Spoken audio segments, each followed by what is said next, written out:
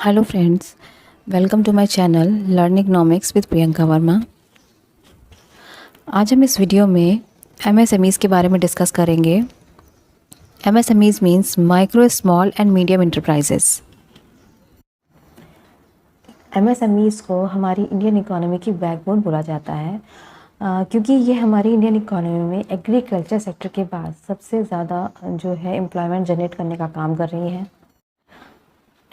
तो एमएसएमईज़ को स्ट्रॉन्ग करने के लिए गवर्नमेंट भी अपनी तरफ से काफ़ी अच्छा काम कर रही है, जैसे कि एमएसएमईज़ को इजी लोन प्रोसेस कर दिया है। एमएसएमईज़ को जो भी इस्टेब्लिश करना चाहते हैं एमएसएमईज़ को, तो एमएसएमईज़ के थ्रू क्या हुआ है कि हमारे यहाँ बहुत ज़्यादा जो है जीडीपी ग्रोथ रेट में वृद्धि हुई है, एम्प्लॉयमेंट जनरेट हुआ है, या फिर हम कहें एक्सपोर्ट बढ़ाने में एमएसएमईज़ का बहुत बड़ा रोल है। अगर मैं कहूँ यहाँ पे एग्जांपल्स एमएसएमईज़ के बहुत ज़्यादा हैं, जैसे कि जो छोटे छोटे पार्लर होते हैं, या फिर बुटीक है, डेयरी है, आटा पीसने की चक्की है, तेल निकालने की चक्की है, या फिर हम क्या रेस्टोरेंट है, जो फ्रूट एंड वेजिटेबल्स के जो बिज़नेस हैं, बुक्स एंड कॉपीज़, इलेक्ट्रॉनिक, ये सब जो छोटे छोटे जो बिज़नेस हैं, तो इस तरीके के जो बिज़नेस हैं वो सारे के सारे एमएसएमईज़ में इंक्लूड होते हैं। महिलाएं जो घर में जो सिलाई बुनाई कताई का काम करती हैं, या फिर जो अचार बनाना है, पापड़ बनाना है, तो इस तरह की सारी जो काम है बहुत ही कम कॉस्ट पे लोग शुरू कर सकते हैं, तो इन्हें हम एमएसएमईज़ कहते हैं। तो जो एमएसएमईज़ हैं उनके लिए रूल्स और रेगुलेशन बनाने के लिए उनको कितना बजट एलोकेट किया जाए, इसके लिए अलग से एक मिनिस्ट्री बना दी गई है, जो कि 2007 में इस्टेब्लिश हुई थी, जिसे हम सूक्ष्म लघु एवं मध्यम उद्योग मंत्रालय के नाम से जानते हैं।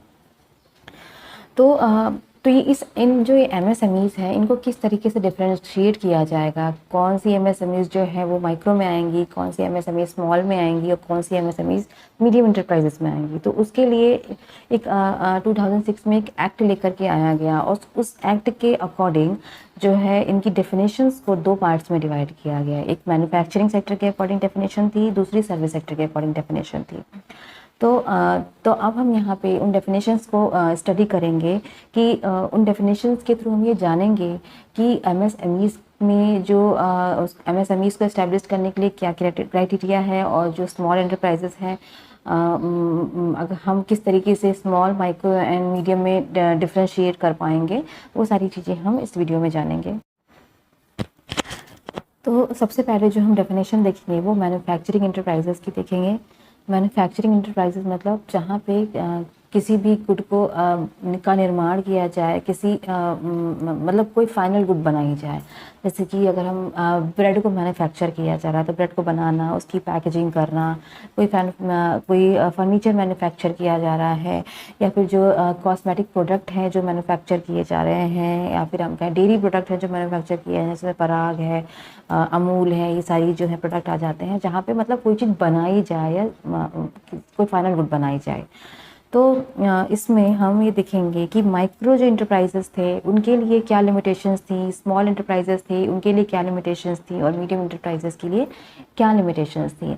तो जो ये डिफिनेशंस थी, सबसे पहले जो 2006 में जो एक्ट आया उसकी जो डिफिनेशंस थी वो इन्वेस्टमेंट बेस्ड थी, कि अगर कोई भी व्यक्ति अपना जो बिजनेस लगाना चाह रहा है, या कोई मशीनरी लगानी चाह रहा है, या अपने कोई प्लांट लगाना चाह रहा है, तो उस प्लांट या मशीनरी में जो इन्वेस्टमेंट होगी उसकी लिमिटेशंस क्या होंगी। तो माइक्रो जो इंटरप्राइजेस थे उनके लिए क्या लिमिटेशंस थी, जो 25 लाख तक इन्वेस्टमेंट कर सकते हैं माइक्रो स्केल जो इंडस्ट्रीज़ थी। और स्मॉल इंडस्ट्रीज़ के लिए क्या था, 5 करोड़ का लिमिटेशंस थी, मीडियम के लिए 10 करोड़ का लिमिटेशन था। मतलब अगर कोई भी जो व्यक्ति बिजनेस करना चाह रहा है, तो अगर वो माइक्रो इंडस्ट्री लगा रहा है तो वो 25 लाख तक इन्वेस्टमेंट कर सकता है, स्मॉल इंडस्ट्री लगा रहा है तो 5 करोड़ तक इन्वेस्टमेंट कर सकता है, मीडियम इंडस्ट्री लगा रहा है तो उसका इन्वेस्टमेंट 10 करोड़ से ज़्यादा नहीं होना चाहिए। तो इस तरीके से उनको डिफरेंशिएट किया गया। मैन्युफैक्चरिंग सेक्टर की डिफिनेशन हो गई। अब हम देखते हैं जो है सर्विस सेक्टर की डेफिनेशन। तो अब है सर्विस इंटरप्राइजेस मींस कि जैसे कि कोई व्यक्ति किसी को अपनी सर्विसेज दे रहा है, तो सर्विसेज के बदले उसे कुछ मिल रहा है, सैलरी मिल रही है। जैसे कि अगर हम कहें मैन्युफैक्चरिंग सेक्टर में जो भी गुड्स प्रोड्यूस की जा रही हैं, जो बनाई जा रही हैं, मैन्युफैक्चर की जा रही हैं, उन्हें लोगों तक पहुंचाने का जो काम है वो सर्विस सेक्टर के द्वारा किया जाता है। जैसे कि उसमें ट्रांसपोर्ट का यूज़ किया जाता है, क्योंकि जो भी सामान बन गया है उसे मार्केट तक कैसे लाया जाएगा, ट्रांसपोर्ट के थ्रू लाया जाएगा, लेबर फोर्स के थ्रू लेकर के आया जाएगा, तो इसे हम सर्विस सेक्टर कहेंगे। तो माइक्रो जो इंडस्ट्रीज थी सर्विस सेक्टर में, उनके लिए इन्वेस्टमेंट जो था क्राइटेरिया था वो 10 लाख तक था। स्मॉल इंडस्ट्रीज़ के लिए 2 करोड़ तक इन्वेस्टमेंट का क्राइटेरिया था। मीडियम इंटरप्राइजेस के लिए जो है वो 5 करोड़ तक इन्वेस्टमेंट क्राइटेरिया था। इन लिमिटेशंस की वजह से अगर कोई व्यक्ति अपना बिजनेस एक्सटेंड करना चाहता है या बढ़ाना चाहता तो वो इजीली बढ़ा नहीं पा रहा था, क्योंकि अगर इन लिमिटेशंस को क्रॉस किया जाता तो जो भी गवर्नमेंट की फैसिलिटीज़ जो दी जा रही थी इन इंटरप्राइजेस को, तो वो उसे कंज्यूम नहीं कर पाता या उसका लाभ नहीं उठा पाता, इसलिए इजीली इन लिमिटेशंस को क्रॉस नहीं किया जा सकता था। तो जब गवर्नमेंट इस तरीके की प्रॉब्लम देख रही थी कि लिमिटेशंस की वजह से कोई अपने बिज़नेस को और ज़्यादा इम्प्रूव नहीं कर पा रहा था, फिर कोविड पीरियड में जो है ये देखा गया कि इन एमएसएमईज़ में उनकी डिमांड बहुत कम होने लगी, जिससे कि एमएसएमई में बहुत ही लैकनेस आने लगी, ये बहुत ही कमज़ोर पड़ने लगे एमएसएमईज़। तो फिर उसके बाद उस वक्त जो है 1 जुलाई 2020 में एमएसएमईज़ के लिए जो है उस लिमिटेशंस को चेंज कर दिया गया, उसके लिए नई डेफिनेशंस को लेकर के आया गया, जो कि आत्मनिर्भर जो पैकेज के तहत उसकी डेफिनेशंस को चेंज किया गया। तो पहले जो डेफिनेशंस थी हमारे यहाँ जो 2006 एक्ट की अकॉर्डिंग बात करें तो डेफिनेशंस थी वो manufacturing sector and service sector में डिवाइड थी, लेकिन जो ये 2020 की जो डेफिनेशंस थी उसको सिर्फ एक ही पार्ट में कर दिया गया, उन दोनों को मर्ज करके एक ही पार्ट में कर दिया गया, वो है मैन्युफैक्चरिंग इंटरप्राइजेज। तो उसकी अकॉर्डिंग जो डेफिनेशंस पहले जो डेफिनेशन थी वो इन्वेस्टमेंट बेस्ड थी। अब जो डेफिनेशन है उसमें इन्वेस्टमेंट के साथ साथ टर्नओवर भी देखा गया कि कोई भी जो इंडस्ट्री है तो वो उसका इन्वेस्टमेंट कितना होना चाहिए, उसके साथ साथ उसका जो साल भर का जो टर्नओवर है उसकी भी लिमिटेशंस को फिक्स किया गया। तो अब हम ये देखते हैं कि यहाँ पर उसकी डेफिनेशन क्या है। तो माइक्रो स्केल इंडस्ट्री को देखते हैं पहले।